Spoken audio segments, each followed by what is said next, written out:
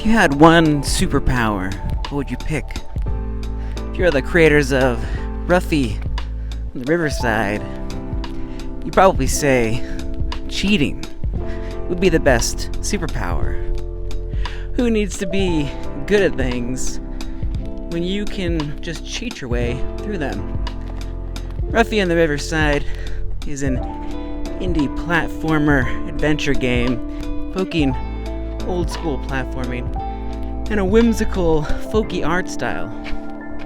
Despite its youthful appearance, there's plenty to appreciate in mechanics, puzzles, and humor for all ages.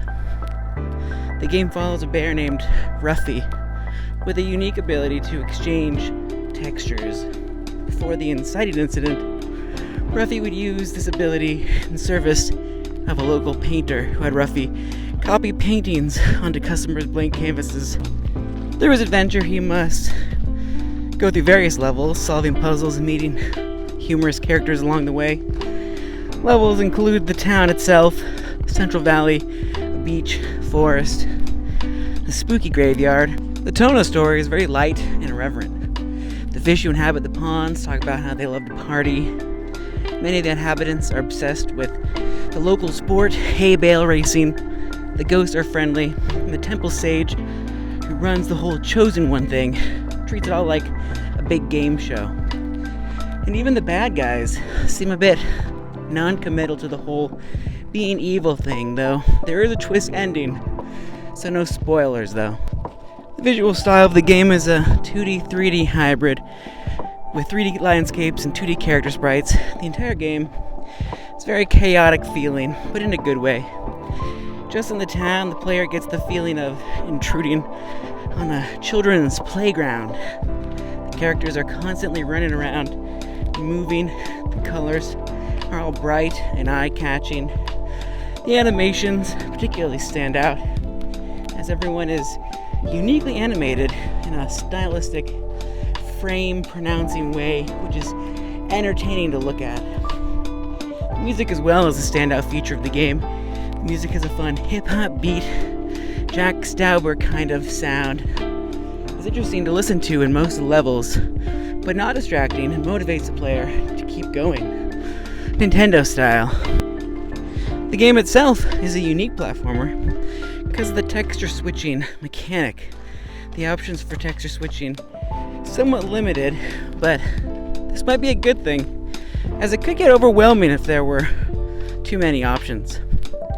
For instance, you can change the ocean into lava, or a wooden structure for a stone or metal one, and this impacts the way the object interacts with the world. The mechanic leads to some interesting puzzles, and there are puzzles galore in this game.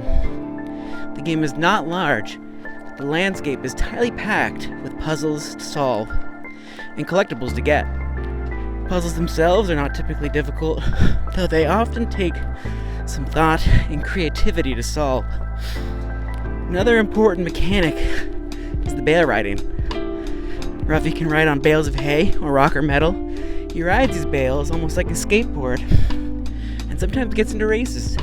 The opponents are always better than Ruffy, so Ruffy must cheat his way through the races by changing the racetrack's textures with mud. There's also a trick competition. Another competition Ruffy can cheat his way through. Does this by changing the opponent's scores on the scoreboard for worse numbers. The bales are also good for riding on rails and unlocking new areas in the game. There is a combat in the game, but it is minimal and not challenging. Ruffy and the Riverside is a fun and mischievous game. Its bright and cheerful exterior belies its snarky writing. Despite its theme of cheating, though, the game is always cheerful and good spirits. Sword of the Sea is a spiritual successor to Giant Squid's Journey. It's a short platformer with a nice art style, similar to Journey, and more of a platforming emphasis.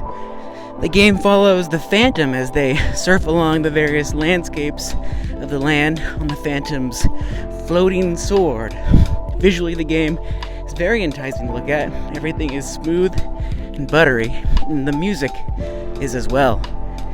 The short adventure takes the player through mysterious ruins and deserts, abandoned cities, snowy peaks, fiery pits, and celestial plateaus. The gameplay is minimal. The Phantom constantly moves forward and tries to collect little bits scattered throughout the land in order to restore the ocean to the desert landscape. The levels are large and take some time to completely navigate, and there are many side paths the player can take. It can get a bit tiresome trying to collect all the bits and navigate the entire level, but it's still entertaining. There is very little danger in the game, but some places, like the lava, can be dangerous, even for the Phantom. The game is not long, but it does drag a little, but barely. And it isn't required to try to collect everything. That's something that I do. Occasionally a player can take control of some of the critters released, like the dolphin or the shark. The shark is super annoying to control though. All in all, it's a mostly fun, silent experience, a short game, but it's entertaining all the same, at least if just to look at the nifty landscapes and all the levels. I especially liked the Star Celestial level in the end.